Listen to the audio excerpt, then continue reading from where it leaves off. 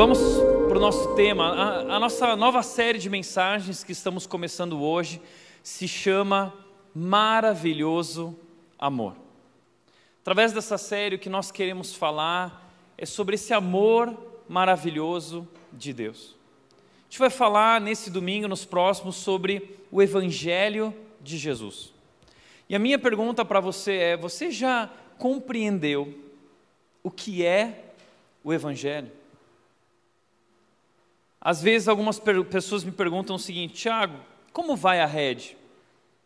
E eu respondo o seguinte: bom, a Red vai muito bem, a Red vai mais ou menos e a Red vai muito mal. Como assim? O que eu quero dizer com isso é que a Red vai muito bem porque existem algumas pessoas na Red que realmente entenderam o Evangelho. Pessoas que se renderam ao Evangelho e a Jesus e se comprometeram com o amor de Deus. Por outro lado, a Red vai mais ou menos porque existem pessoas que ainda não entenderam, ou entenderam, mas vivem em cima do muro. Você não sabe se é ou se não é.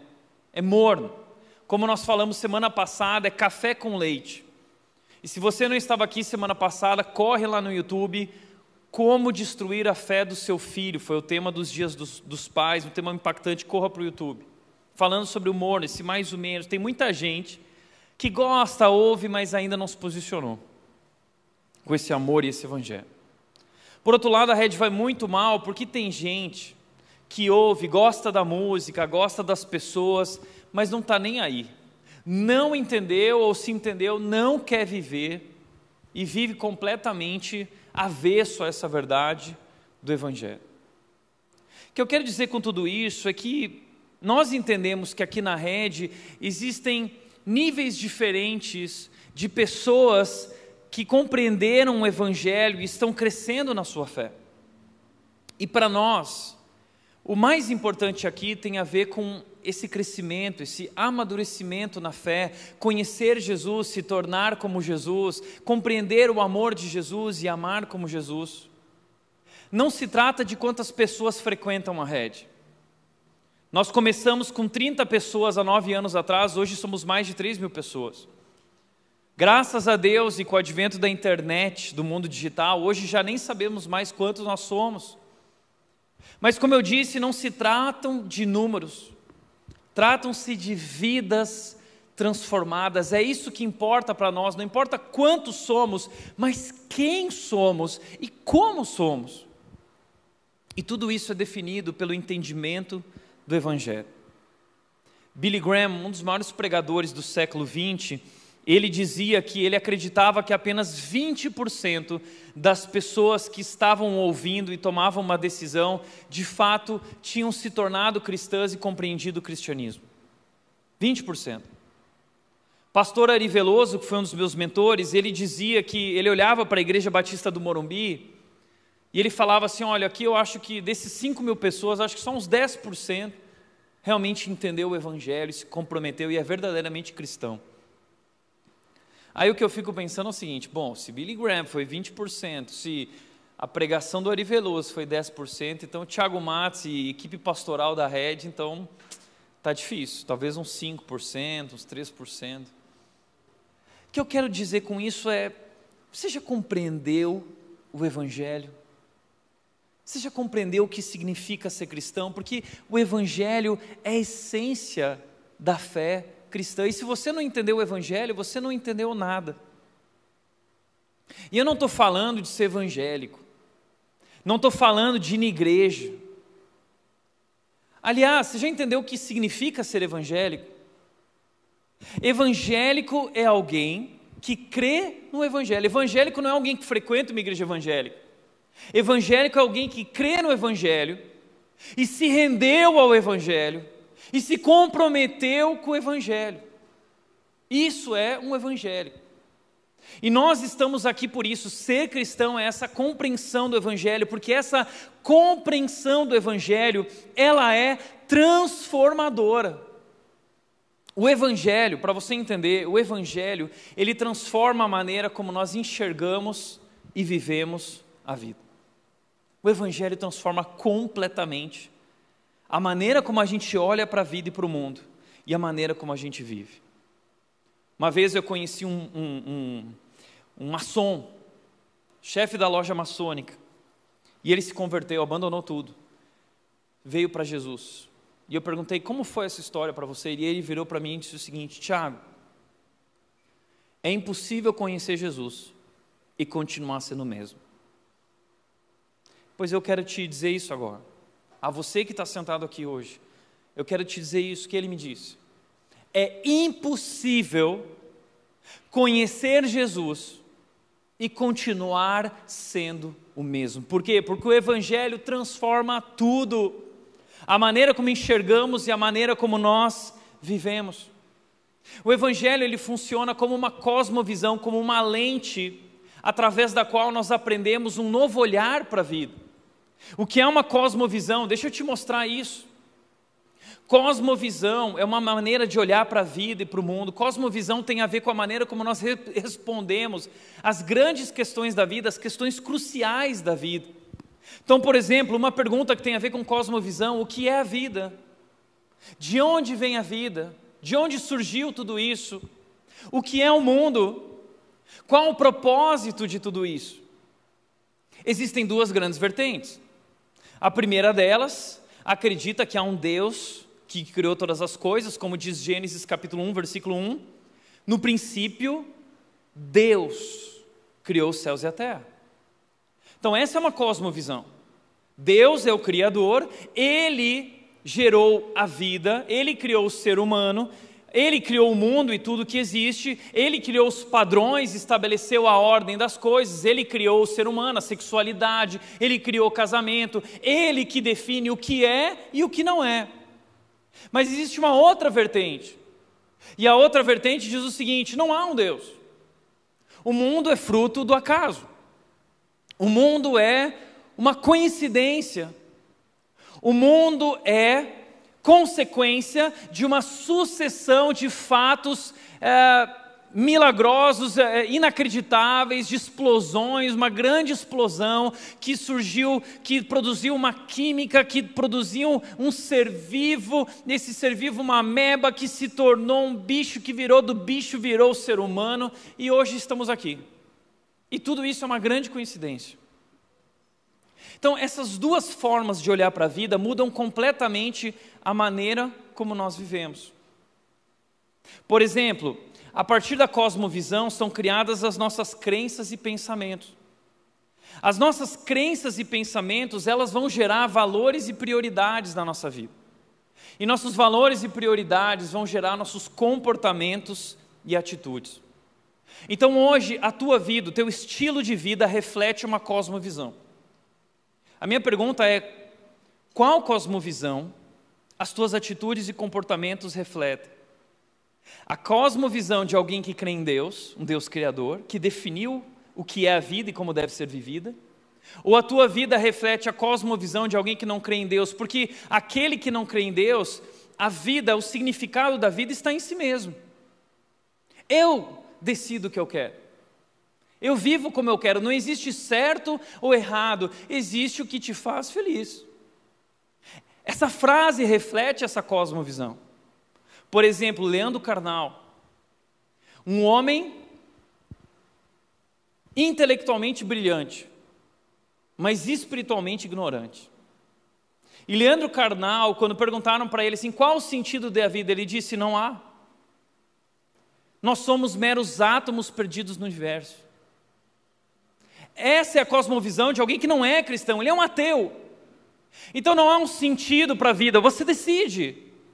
Você escolhe qual o significado, a direção e o propósito que você dará à sua vida. Não existe certo ou errado, existe o que te faz feliz. Isso é uma cosmovisão. Mas se eu creio na cosmovisão de Deus, isso então muda a minha vida. Isso molda a minha vida, porque se Deus se revelou através da palavra, trazendo ordem e dizendo como a vida é e como ela funciona. E o Evangelho é uma cosmovisão.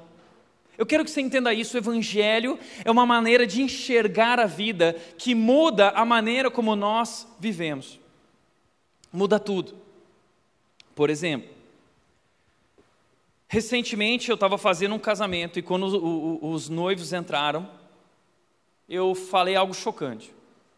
Eu falei para eles o seguinte: vocês sabiam que o que vocês estão fazendo aqui agora não tem nada a ver com vocês? E todo mundo ficou: o que ele está falando? Eu falei: casamento não tem a ver com vocês, casamento tem a ver com quem Deus é. Casamento tem a ver com o amor de Deus por nós, e Ele nos convida a viver esse amor e servir o nosso cônjuge em amor, como Ele nos serviu, como Ele nos amou, e isso é casamento. Aí um dos pastores da rede chegou para mim e falou que ia tratar um casal que estava com dificuldades no casamento, e um deles não era cristão, e ele perguntou: por onde você acha que eu começo para ajudá-los? E eu disse: começa pelo Evangelho, porque se eles não entenderem o Evangelho, eles nunca vão consertar o casamento deles e não viverão pleno casamento, porque casamento tem tudo a ver com o Evangelho. Eu vou dar um exemplo meu pessoal. Essa semana eu estava em casa e a Mel completou ontem 1 mês de vida. Foi um momento muito legal para nós. Mas o primeiro mês de vida é muito difícil para a mulher, porque a mulher está se recuperando do parto. E não é só uma recuperação física, é uma recuperação hormonal, é uma recuperação emocional.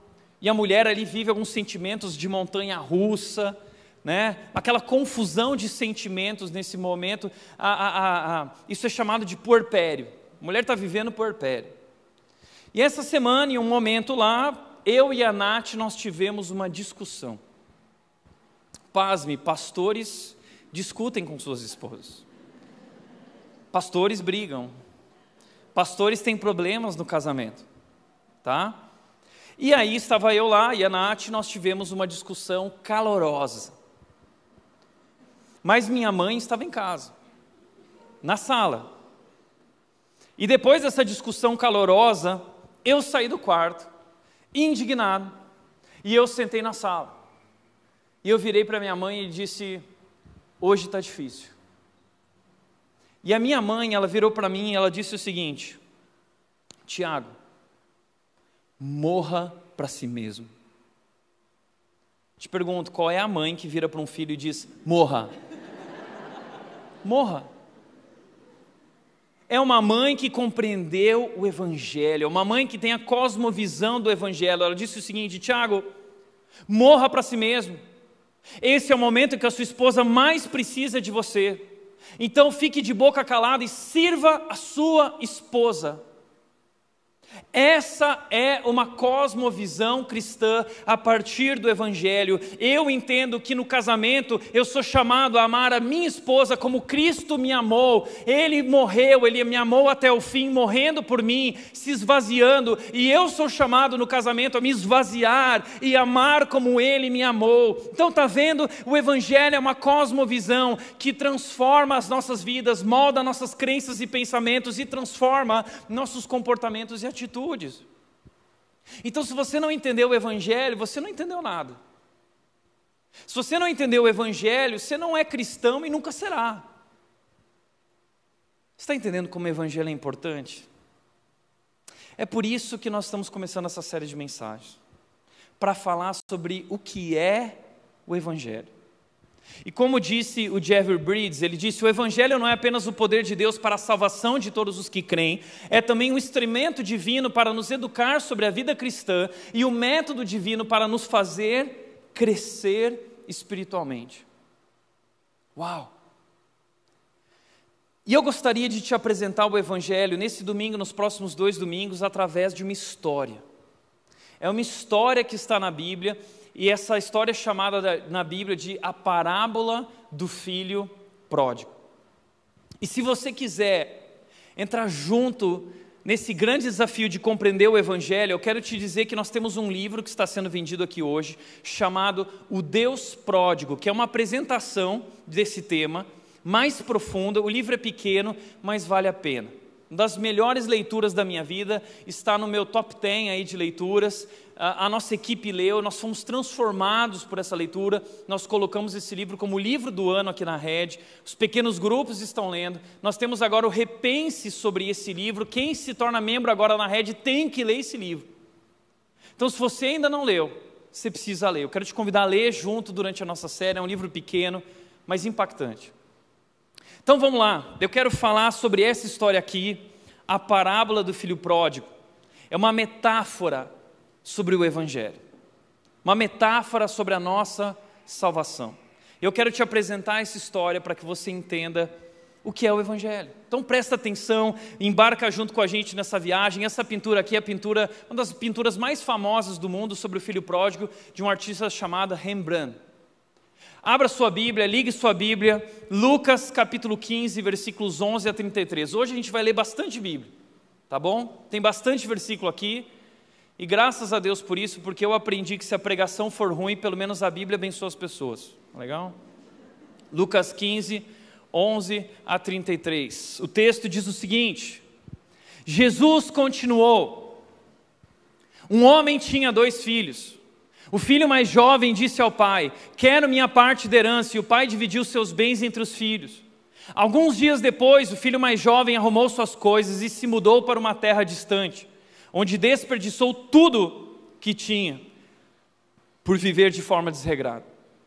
O texto continua dizendo: quando seu dinheiro acabou, uma grande fome se espalhou pela terra, e ele começou a passar necessidade.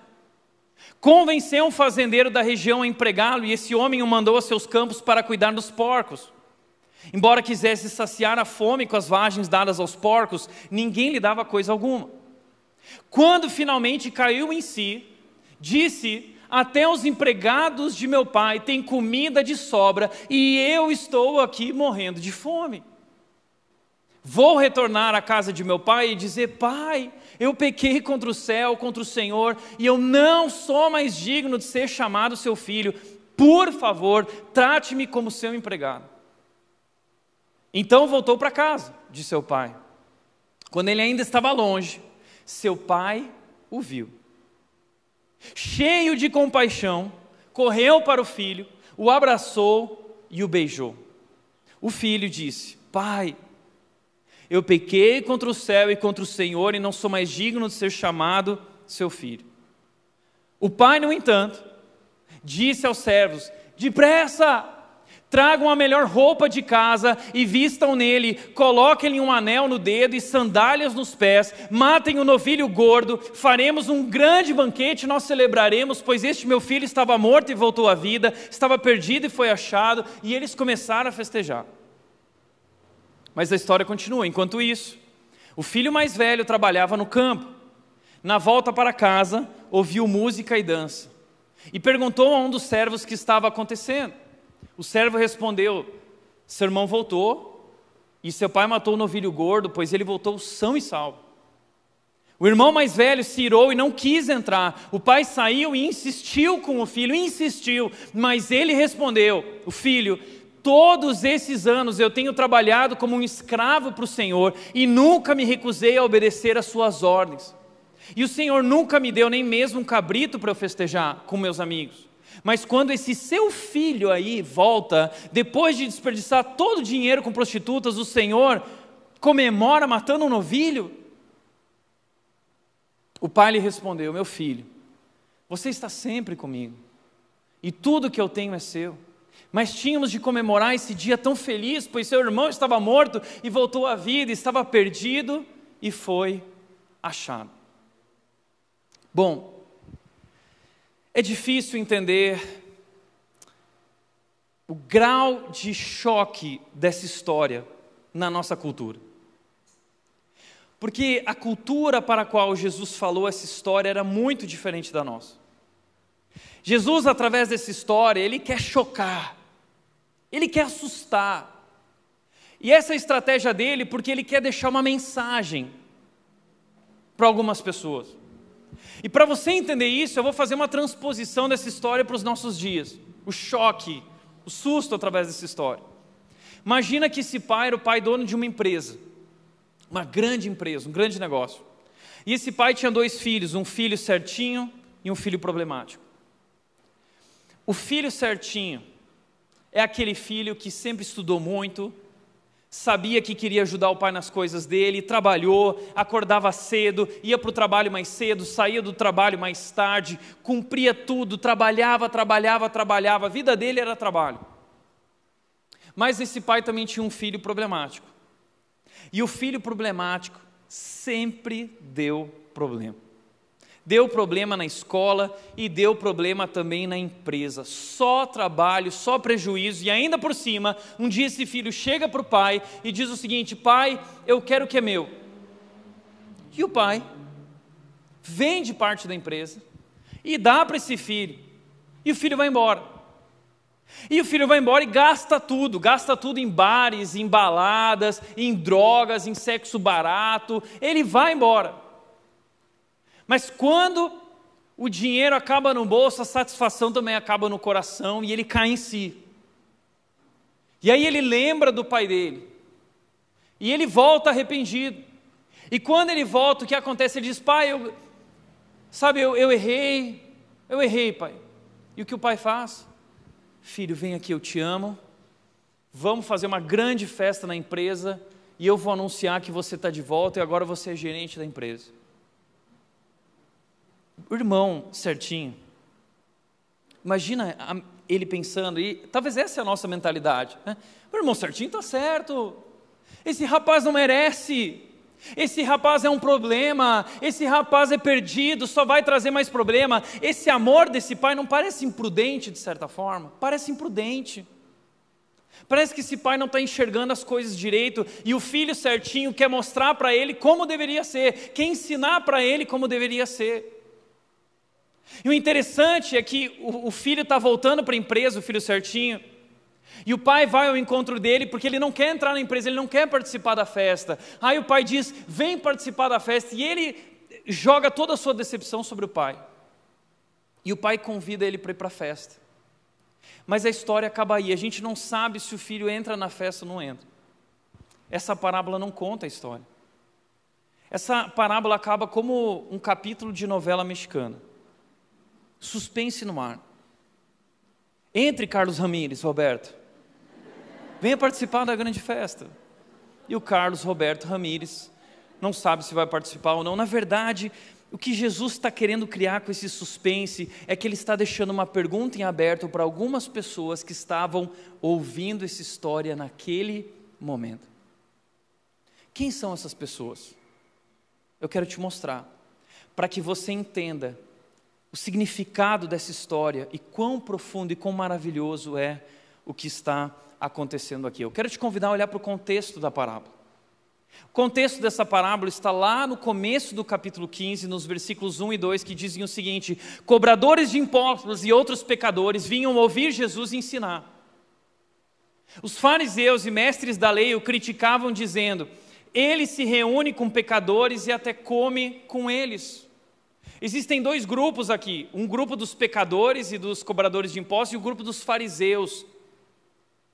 E os fariseus, eles são religiosos, eles são certinhos, eles obedeciam à lei de Deus, aparentemente obedeciam, e eles se achavam mais dignos. Então, de repente, eles chegam no lugar e eles veem Jesus sentado na mesa com cobradores de impostos e pecadores, prostitutas e gente de todo tipo que era rejeitada e considerada impuro, pecadores, pelaquela cultura. E naquela cultura, você sentar na mesa com alguém era como se fosse um tipo de concordância com a vida daquela pessoa. Então, quando eles veem aquilo, eles se ofendem, eles ficam profundamente irados, profundamente indignados. Como que pode Jesus se sentar? Como que pode Jesus conversar? Como que pode Jesus se relacionar com esse tipo de gente? Então, Jesus, em resposta a essa indagação, Jesus propõe uma história. Na verdade, 3 histórias. O capítulo 15 vai nos mostrar 3 histórias. A primeira história é a história da ovelha perdida. Jesus vai dizer: bom, havia um pastor, ele tinha 100 ovelhas, 99 ele deixou lá no alto da montanha, e ele foi correndo atrás de uma ovelha que se perdeu. Esse pastor de ovelhas não parece imprudente? Deixou 99, e o texto diz que deixou na montanha, no vale, e ele foi atrás da uma ovelha. Isso é assustador. Depois ele conta a história da moeda perdida. E essa história também é muito chocante, porque ele vai falar da dracma perdida. E a dracma era uma moeda que não tinha valor. Não tinha valor, monetariamente o valor era baixíssimo. Mas a mulher que tem essa moeda, diz que ela tinha 10 moedas, provavelmente fazia parte de uma coroa que ela tinha, um colar. E o valor não era monetário, mas era um valor emocional. E ela quer, porque falta aquele enfeite dela, para ela aquilo é muito importante, ela procura, e quando ela acha, ela vive uma alegria indizível por aquela moedinha sem valor. Chocante. Mas aí Jesus vem com a terceira história. A história do filho perdido.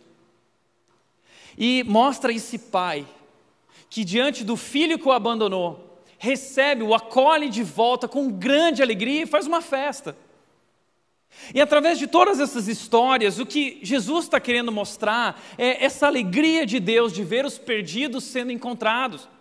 Assim como o pastor da ovelha, assim como a mulher da moeda perdida, assim como esse pai que recebe o filho de volta, Deus está vibrando de alegria pelos pecadores que Ele resgata, que estavam perdidos e foram achados. Mas essa história vai além. A história do filho perdido vai um pouco além. Eu quero te ajudar a entender esse ir além. A história mostra 2 filhos. E esses 2 filhos apontam 2 personagens. O primeiro personagem aqui são os cobradores de impostos e os pecadores. O filho mais novo representa nessa história os pecadores. E os cobradores de impostos naquela época de Jesus eram como se fossem corruptos da Lava Jato. Eles eram pessoas eles eram judeus que haviam se vendido a Roma, eles trabalhavam para Roma, exigindo, cobrando impostos dos judeus. E eles cobravam altas taxas, muito além do que deveriam, extremamente corruptos. Zaqueu era um desses. E esse tipo de gente era considerada na cultura judaica traidores. Traidores. Eles eram odiados pelos judeus, mas não tinham lá só cobradores de impostos, tinham prostitutas e todo tipo de pecadores. Então Jesus, quando conta essa história, quando ele fala do filho mais novo, ele se refere a essas pessoas. Mas existe um segundo personagem, o irmão mais velho. O irmão mais velho diz respeito aos fariseus e mestres da lei. Pessoas profundamente religiosas. Pessoas que viviam a sua vida, abdicaram da vida para estudar a lei de Deus e obedecer a lei de Deus com rigidez. Fazia tudo certinho. Não se desviava, estava tudo ali, na ponta do lápis. Esses eram os fariseus, os mestres da lei. E nessa história há um terceiro personagem, e o terceiro personagem é Deus. O pai nessa história representa Deus, que é um pai amoroso, e nesse caso, Jesus aqui representa Deus, que está entre esses pecadores, ele se reúne com pecadores e até come com eles. Mas o grande significado dessa história que você precisa entender é que, na verdade, essa história não deveria se chamar a parábola do filho perdido. Essa história deveria se chamar a parábola dos 2 filhos perdidos. Porque o que Jesus quer ensinar nessa história é que todos estão perdidos. Todos se perderam. Mas um se perdeu totalmente distante do pai, abandonando o pai, e o outro se perdeu aparentemente ao lado do pai, vivendo próximo do pai, mas não conhecia o pai, não havia experimentado o amor do pai. Está falando desses religiosos. Então são 2 filhos perdidos. Hoje a gente vai falar sobre o filho mais novo. Semana que vem a gente vai falar sobre o filho mais velho, a gente vai falar sobre religiosidade. E como essa perdição é pior que a perdição do mais novo. Porque a perdição da religiosidade nos engana e nos cega de tal forma que é muito difícil enxergar. A gente vai falar sobre isso semana que vem. Hoje a gente vai falar sobre o filho mais novo, e no último domingo a gente vai falar sobre esse pai amoroso, sobre essa salvação que nós temos, o grande banquete que o Pai prepara para nós. A gente vai celebrar a ceia juntos como igreja, a gente vai fazer uma festa aqui, que é a ceia, no último domingo da nossa série. Então eu quero te convidar a olhar para essa história agora do filho mais novo. A gente vai dissecar a história do filho mais novo, tá bom? E eu quero dividir a história do filho mais novo em 5 momentos, aprofundando essa história, para você entender quão chocante é o que está acontecendo aqui. Em primeiro lugar, o que o filho mais jovem fez? Ele fez porque ele queria autonomia. Lucas capítulo 15, versículo 12 diz: o filho mais jovem disse ao pai: quero a minha parte da herança. E o pai dividiu os seus bens entre os filhos. O que esse jovem queria? Ele queria liberdade. Ele não queria se submeter. Ele não queria viver debaixo do controle, do domínio do pai. Ele não queria prestar contas para o pai nem para ninguém. Ele queria ser livre, dono do próprio nariz, dono do seu coração, dono das suas escolhas. Ele queria fazer do seu jeito e ter o próprio controle da sua vida. Então por isso ele rejeita o pai. Ele deixa o pai, ele abandona o pai, ele deixa a mesa onde sua família está, ele rejeita todos aqueles com quem ele conviveu e ele vai viver sua vida sozinho do seu jeito. Agora, foi tão grave o que ele fez. Mais uma vez, na nossa cultura é difícil entender a gravidade do que aconteceu. Porque na nossa cultura a figura do pai foi banalizada. Na nossa cultura, desde a Segunda Guerra Mundial, um dia a gente pode fazer um estudo sobre isso, existem vários desenhos da Disney e outros que foram criados para ir desconstruindo a figura paterna, da autoridade do pai. Um dos exemplos é os Simpsons. O Homer Simpson é um pai bananão, sem autoridade nenhuma. Então, na nossa cultura ocidental, o pai é uma figura que não tem tanta autoridade. Mas naquela cultura, uma cultura oriental, naquela cultura, o pai é a autoridade máxima, inquestionável. E desobedecer um pai, desonrar um pai, é uma ofensa gravíssima, digna da mais alta punição. Então o que esse jovem fez? Esse jovem ofende o pai. Esse jovem traz vergonha para a família, traz constrangimento para a sua comunidade e vai viver a vida do seu jeito. Essa semana eu estava ouvindo um arqueólogo falando sobre isso e ele disse que ele queria viver a experiência de contar essa parábola para os povos do Oriente. Ele queria ver qual seria a reação deles. E ele foi lá e ele contou: deixa eu contar uma história para vocês. Era uma vez um pai, tinha 2 filhos e o filho foi lá e fez isso. E eles viraram e falaram o seguinte: é mentira! E ele falou que os povos do Oriente, eles são muito passionais, intensos. E eles começaram a falar assim: é mentira, para de falar, essa história é mentira, não pode ser, não tem como, é impossível. Daí ele: calma, vamos falar o seguinte, vamos dizer que hipoteticamente, um filho teria tido coragem ou burrice para desonrar o seu pai. E ele faz isso. O que aconteceria com esse filho?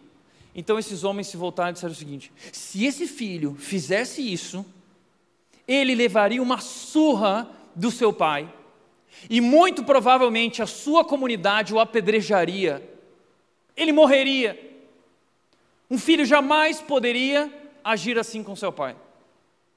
Então quando Jesus conta essa história no meio daquela comunidade, esse é o sentimento daqueles homens: não pode! Esse jovem tem que ser morto. Esse jovem, ele causou a maior ofensa que um jovem pode causar a um pai, a uma família. E ele fez isso em nome do que ele queria autonomia, liberdade. Mas em segundo lugar, diz que ele buscou satisfação. Lucas 15, 13, alguns dias depois, o filho mais jovem arrumou suas coisas e se mudou para uma terra distante, onde desperdiçou tudo o que tinha por viver de forma desregrada.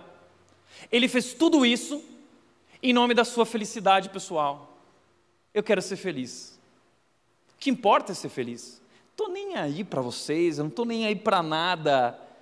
Eu quero me realizar pessoalmente. E vocês não estão me realizando pessoalmente. É o que eu quero, não o que vocês querem. Eu vou viver minha vida. Eu escolho ser feliz. E ele foi. E ele gastou. E ele comprou. E ele pegou. Ele experimentou. Ele tomou, ele bebeu, ele viveu, ele sentiu. Até que o dinheiro acabou. E quando o dinheiro acabou no bolso, a satisfação também acabou no coração. E aí sabe o que foi que aconteceu? O que ele encontrou foi decepção.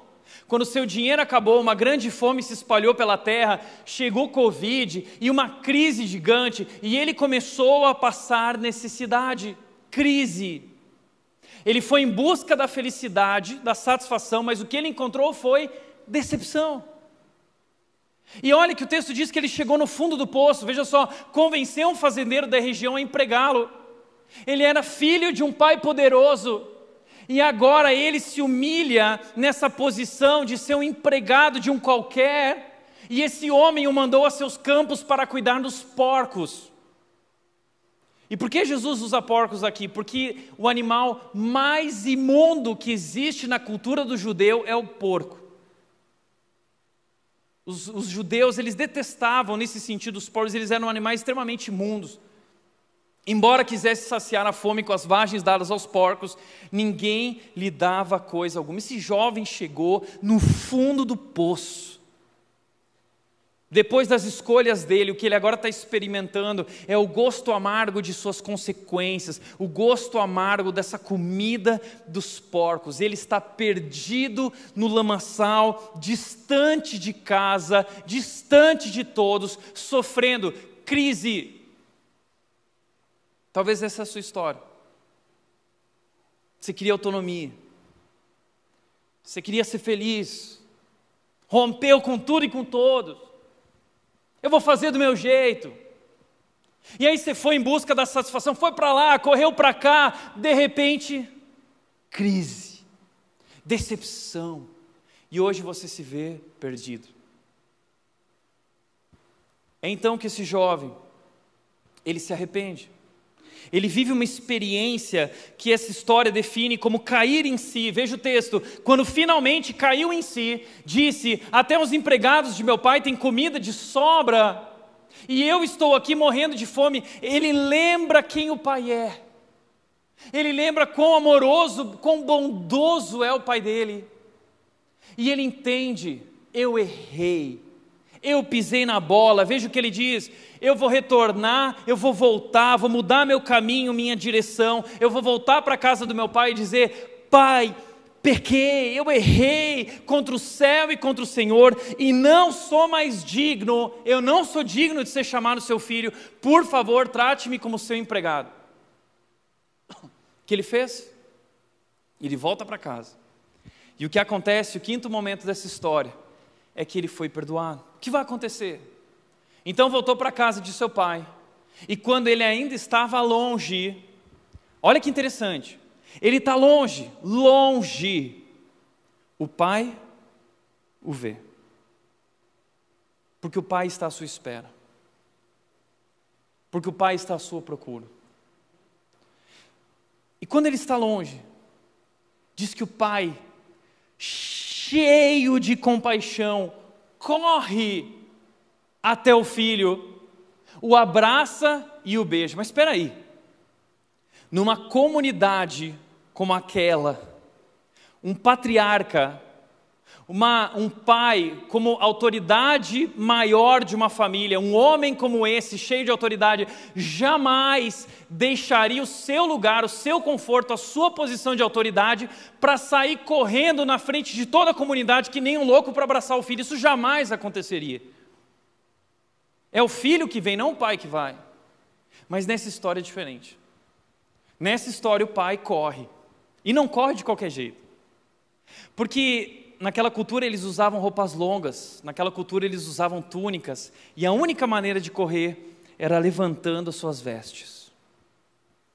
Esse pai, ele vive uma vergonha novamente diante de todos, porque ele levanta as suas vestes, ele não pensa em si mesmo, e ele sai correndo na direção do filho.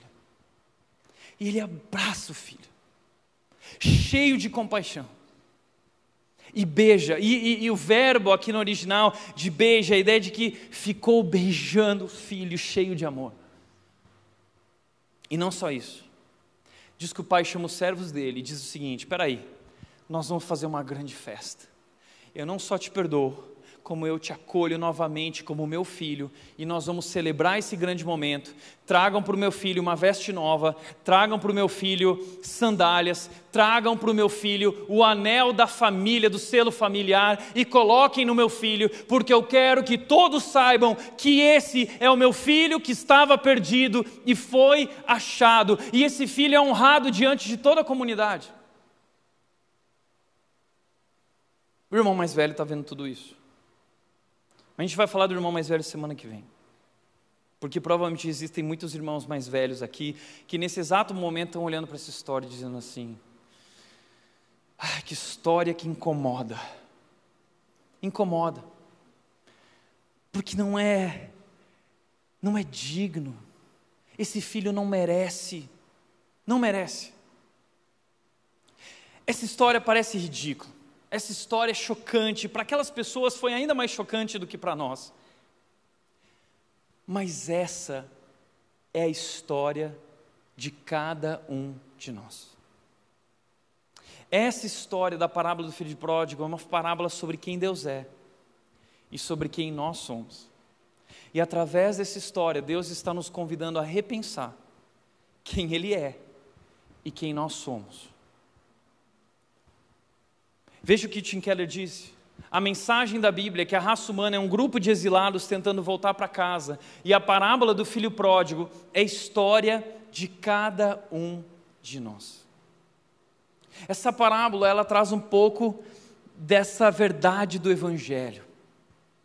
Ela traz um resumo da essência da fé cristã, a respeito desse amor de Deus por aqueles que não são dignos, que são pecadores.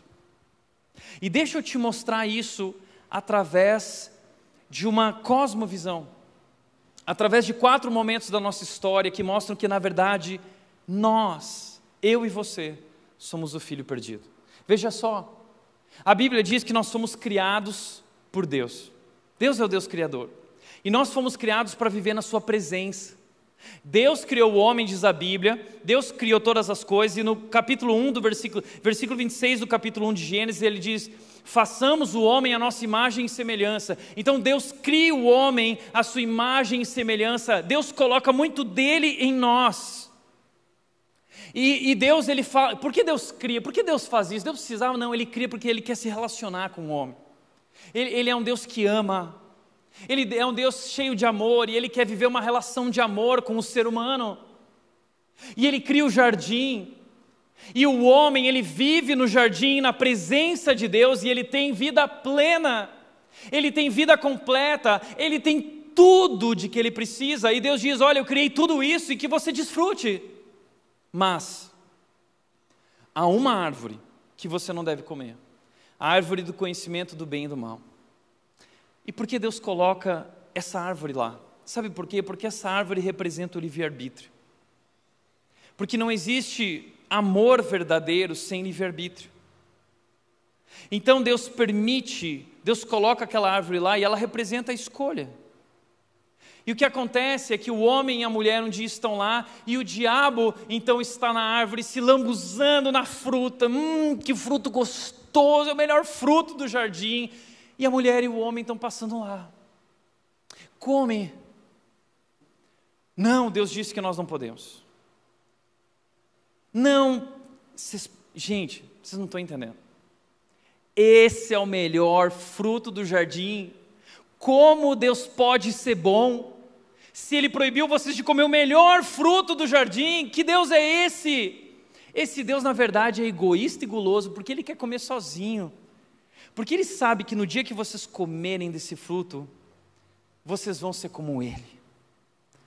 Então, deixa eu falar uma coisa para vocês. O que Deus falou para vocês? Que era certo, que era errado? Esquece isso. Não existe certo ou errado. Existe o que te faz feliz. Adão, Eva, segue teu coração. Segue teu sentimento, não segue o que Deus falou. Essa é a história.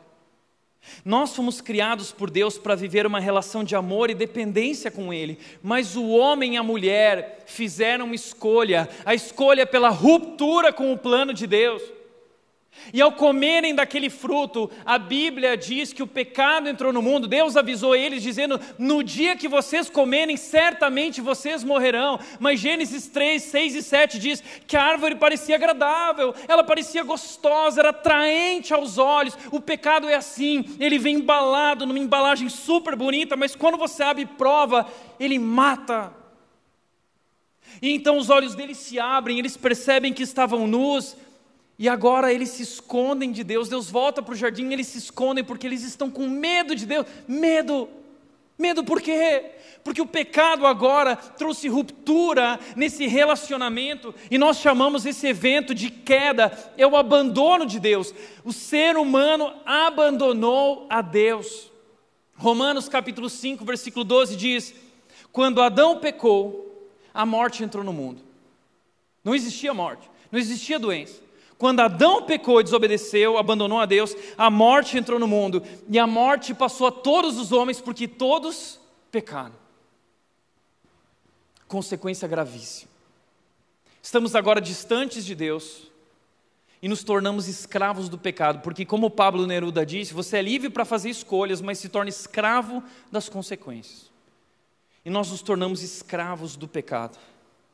E nós passamos a ser dominados pelo pecado, por nossos desejos descontrolados. Você já percebeu isso? Nós somos dominados por uma força maior, algo que nos prende, algo que nos escraviza, hábitos escravizadores, que nos levam ao lamaçal, que nos leva à perdição. Esse é o pecado atuando em nosso corpo. Paulo descreve isso em Romanos 7, dizendo: eu não sei o que acontece comigo, há algo que me controla, quem pode me libertar desse corpo sujeito à morte? E aí ele diz: mas graças a Deus por Jesus Cristo nosso Senhor, porque o que eu não era capaz de fazer, Ele fez por mim. Então nós estávamos caídos, queda. E um texto que eu gosto muito, que descreve muito bem isso, é Efésios 2:1, que diz: vocês estavam mortos por causa de sua desobediência, mortos, e de seus muitos pecados.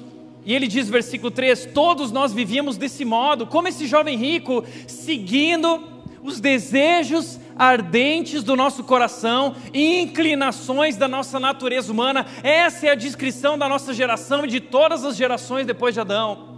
Nós somos movidos pelo nosso coração enganoso, seguindo esses desejos ardentes que matam. Éramos por natureza merecedores da ira, como os demais. Nós nos perdemos.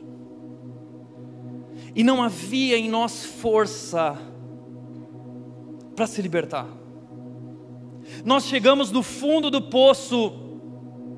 E ao contrário da história do filho pródigo, que cai em si e volta para casa, nós não tínhamos condições nem de cair em si, estávamos cegos, obscurecidos no nosso entendimento, não éramos capazes de ver, completamente perdidos.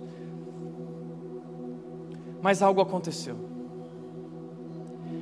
Um pai que procurava o perdido, ele deixa o seu lugar de glória, ele deixa os céus, cheio de autoridade máxima, Deus Criador, Deus no universo, traído, abandonado, ofendido, porque o pecado é uma ofensa infinita, porque a dignidade de Deus é infinita. Imagina se aquela autoridade de um pai, imagina a autoridade de Deus, Deus Criador, que é santo, santo, santo, e nós com o nosso pecado e nosso abandono, nós ofendemos e ultrajamos a dignidade de um Deus de santidade infinita, e merecíamos então um castigo infinito. Mas, Efésios continua dizendo, mas Eu quero trocar da Nova Versão Transformadora para Revista Atualizada. Eu prefiro a palavra todavia. Essa para mim é uma das palavras mais lindas de toda a Bíblia. Todavia, apesar do que nós fizemos, ofendemos o Pai, trouxemos vergonha para o Pai, trouxemos sofrimento para o Pai, golpeamos o Pai, e corremos atrás do nosso coração e gastamos com todo o lixo possível, e nós buscamos nos saciar ali na comida dos porcos. Como diz Jeremias 2,13, Deus diz: o meu povo cometeu 2 crimes, eles me abandonaram, eu que sou a fonte de vida, de alegria, e eles cavaram para si cisternas próprias, rachadas que não retêm água. Eles foram lá na pocinha tentar se saciar na água suja, quando eu lhes dou a água que sacia para sempre, e se você beber, você nunca mais voltará a ter sede. Mas eles me abandonaram. Todavia, o Deus que é tão rico em misericórdia, nos amou tanto, que embora estivéssemos mortos por causa dos nossos pecados, Ele nos deu vida juntamente com Cristo. Nós estávamos perdidos, como diz no Salmo 42, o salmista diz o seguinte: eu estava perdido num poço de desespero, eu estava perdido no lamaçal, mas Ele colocou meus pés sobre a rocha e firmou os meus passos. Ele fez o que eu não era capaz de fazer, Ele me resgatou. Colossenses 1,13, Ele me transportou do império das trevas para o reino do Filho do seu amor. Uau! Grande amor com que nos amou, grande amor, amor maravilhoso, um amor que parece até imprudente, é um amor ousado, é um amor sem limites, e não há barreiras que possam impedir o seu amor. Não há montanha tão alta, não há pecado tão grave que sua graça não possa perdoar, e a Bíblia diz que nada pode nos separar desse grande amor que Deus tem por nós em Cristo Jesus. Mas tudo isso não é porque nós merecemos, não somos dignos, nunca seremos. É pela graça que vocês são salvos. Não, o amor de Deus não tem nada a ver com a maneira como você vive, tem a ver com quem Ele é. Não é por você, é tudo dele, por Ele, por causa dele, tem tudo a ver com Ele. A maneira como você vive não muda o tamanho do amor de Deus por você. Não há nada que você possa fazer para Deus te amar mais, e nada que você possa fazer para Deus te amar menos. Deus amou você com grande amor, e nada nunca vai mudar isso. Ele deu o seu Filho. Por isso o texto continua dizendo: e Ele nos ressuscitou com Cristo e nos fez sentar com Ele nos domínios celestiais. Ele não só nos resgatou e nos perdoou, Ele colocou novas vestes em nós, vestes limpas, e Ele colocou sandálias nos nossos pés. Ele lavou os nossos pés, porque Ele disse: se eu não lavar os pés de vocês, vocês não podem participar, ter parte comigo. E Ele coloca um anel no Filho, e o anel representa: agora você faz parte da minha família. Ele fez isso, Ele coloca um anel em nós, Ele coloca o selo em nós, o seu Espírito, a sua presença, e Ele nos faz participar do seu reino. Ele nos coloca ao seu lado, em sua presença. Ele diz: agora você é meu filho. E nós somos honrados por Deus.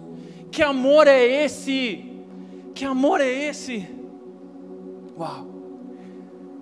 Vocês são salvos pela graça por meio da fé. Isso não vem de vocês, tudo isso não vem de nossa salvação, isso vem de Deus, é um presente, não é uma recompensa pela prática de boas obras para que ninguém venha se orgulhar.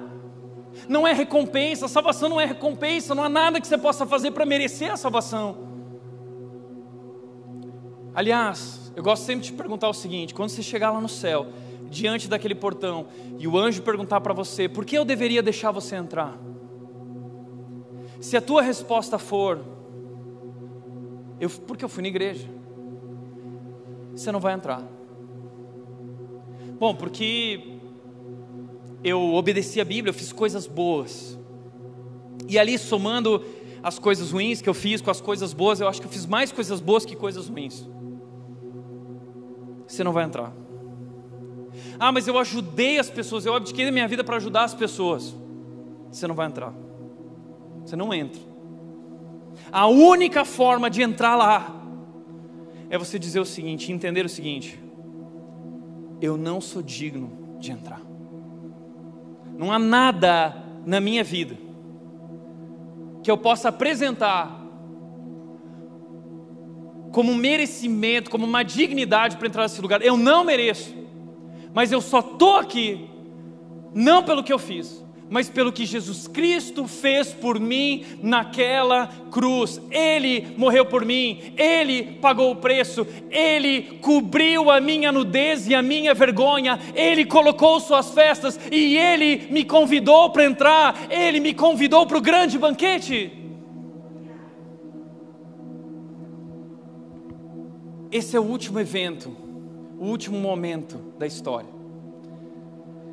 Apocalipse 21 e 22 diz que a história, a eternidade começa numa festa. Jesus Cristo volta e busca os filhos de Deus e sua família.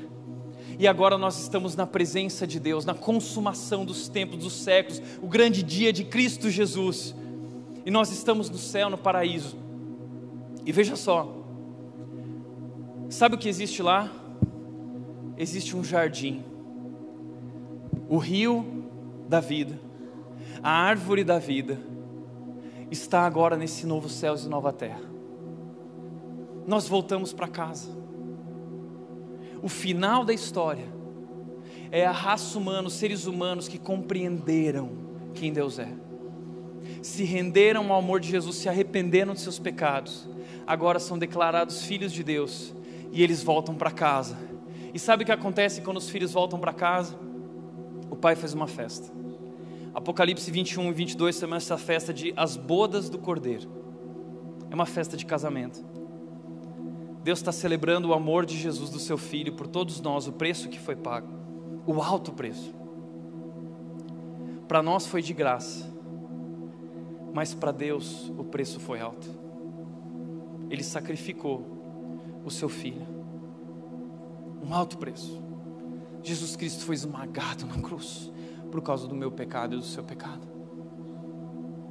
Mas nesse momento Deus está celebrando esse amor, e Deus está nos convidando a um banquete. A festa do Cordeiro é um banquete, Ele celebra a vida, e não há mais morte, não há mais doença, não há mais pecado.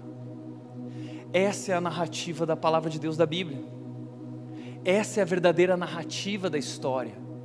Essa deve ser a minha cosmovisão e a tua cosmovisão. É isso que é o Evangelho, e é isso que precisa moldar a forma como você vê a vida e como você vive a vida. É assim que nós precisamos viver. Deixa eu te dizer uma coisa: você é o filho perdido, e o Pai está à sua procura.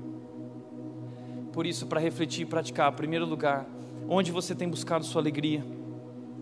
Não há verdadeira satisfação longe do Pai. Você vai se frustrar, você vai se decepcionar. Talvez hoje a ficha caiu, você caiu em si. A tua história é que nem do filho mais, você quis romper com tudo e com todos. E onde isso deu? Não deu em lugar nenhum. Você destruiu a sua vida. Não há alegria senão no Pai, verdadeira alegria.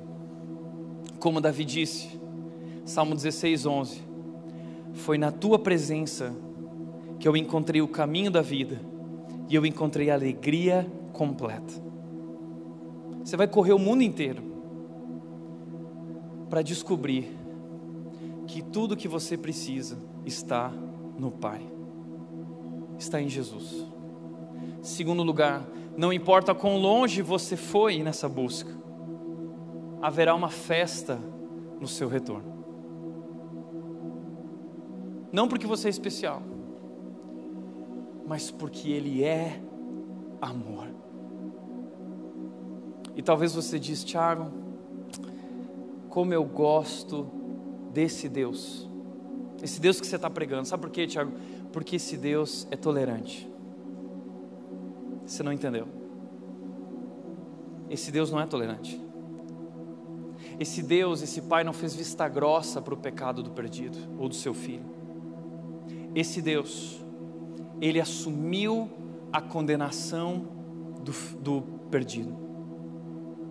Romanos 5,18 diz: assim como um só ato de desobediência trouxe condenação a todos os homens, um só ato de justiça de Jesus removeu a culpa de todos e trouxe vida a todos. Deus não é tolerante. Deus pagou o preço pelo nosso pecado naquela cruz. É por isso que Ele te ama. Um alto preço foi pago. Terceiro e último lugar, você já rendeu sua vida a Jesus reconhecendo como Salvador? Tudo que nós fazemos aqui é sobre Jesus. A gente não está aqui por causa de um louvor bonito. A gente não está aqui para construir um prédio grandão. A gente não está aqui para ficar brincando de ser crente, de ser evangélico. Isso é sobre o Evangelho. Isso é sobre o amor de Deus por nós. E não seja irresponsável com esse amor, porque foi pago um alto preço. Mas hoje, Jesus te convida a voltar para casa. Deus te convida a voltar para casa e encontrar nele a alegria que o mundo te iludiu, mas não te deu. Eu quero te convidar a fechar os olhos agora. E esse é um momento muito importante, muito importante. Eu quero te convidar a tomar posição. Se nessa mensagem Deus tocou teu coração, se nessa mensagem Deus abriu teus olhos para enxergar o que aquele jovem enxergou, então agora é a hora de compreender isso e dizer: Pai, eu pequei contra o Senhor. Eu não sou digno, mas eu quero ser acolhido como teu filho. Então eu reconheço que Jesus Cristo é o Salvador, o único caminho até o Senhor. E a Bíblia diz em João 1,12: se você crer nele, receber ele, você se tornará filho de Deus. A Bíblia também diz em Romanos 10,9, diz: se com tua boca confessares, e se você crer de todo o coração que Ele ressuscitou dos mortos, você será salvo. Se você confessar com a sua boca que Jesus Cristo é o Senhor e crer que Ele é o Filho de Deus, que ressuscitou naquela cruz e Ele fez isso por amor a você, você será salvo. Então hoje, nesse momento, se você com sua boca confessar e se com o teu coração você crer, salvação será derramada sobre a tua vida agora. Então eu quero te convidar a fazer isso. E se você nunca tomou essa decisão e quer receber hoje a salvação em Cristo Jesus, eu quero te convidar a fazer isso agora. E todos estão de olhos fechados, e eu quero te convidar a ficar de pé. Eu quero te convidar a orar junto comigo. Se há alguém aqui que nunca tomou uma decisão com Jesus e quer hoje receber salvação, fica de pé. Eu quero orar por você nesse momento. Fica de pé. Esse é o momento.